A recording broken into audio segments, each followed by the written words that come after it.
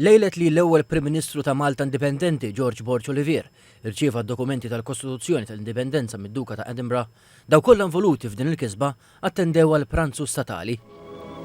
Sunday night, the state banquet.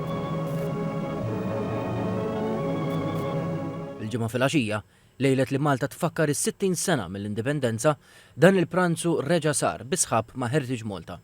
Robin Pratt li tmexxi l-lukanda li fija kien ittella dan l-avveniment, spjegat li dan seta' jerġa' jsir b'ċikka wara li l-menu oriġinali reġa' tfaċċa fuq il-mezzi soċjali. When we came across this, we thought this was a really great opportunity to bring this historic experience 60 years ago, which happened right in the ballroom here, to life for people here, and tonight to recreate as much as we can that night 60 years ago.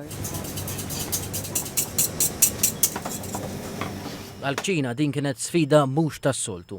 Il-kok eżekuttiv Daniel De Battista spjega li l-menu ta' dakinhar kien influenzat ħafna mill-ċina Franċiża. Għamilna tradizzjoni tal-menju, implementajnieh għal żminijiet tal-lum.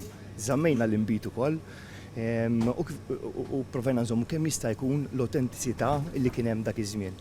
60 sen ilu kienu l-affarijiet ħafna tradizzjonali, ħafna formali, servizz kienu ħafna żjed rikkezza f'dak il-valur, f'dak l-aspett ta' banquet. L-ikel kien daqsxejn iżjed rik, iżjed tqil, biss ovvjament fit-toma kien tajjeb ħafna. Għallim Gawċi d-dettalji huma kollox.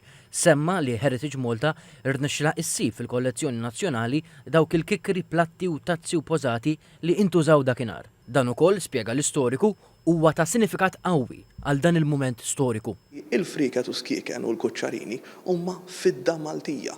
Il-fidda Maltija li kważi l-Ingliżi qatt ma nnexxilhom jikkontrollaw. Kienet bl-Ingliż tgħidu il-flair Maltija li baqgħet tbaqqbaq taħt il-ħakma Ingliża li turi il-Malti x'inhu.